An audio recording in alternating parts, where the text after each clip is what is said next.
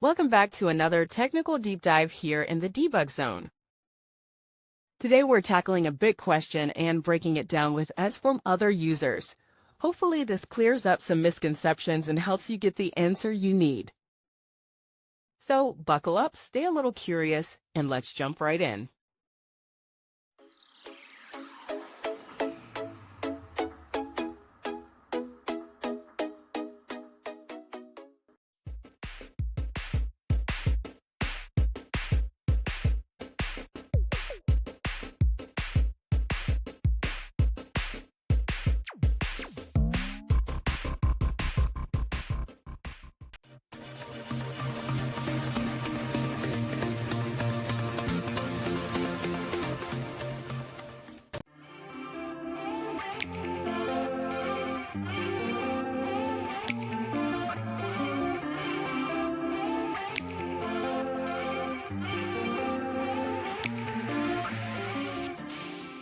And that's a wrap.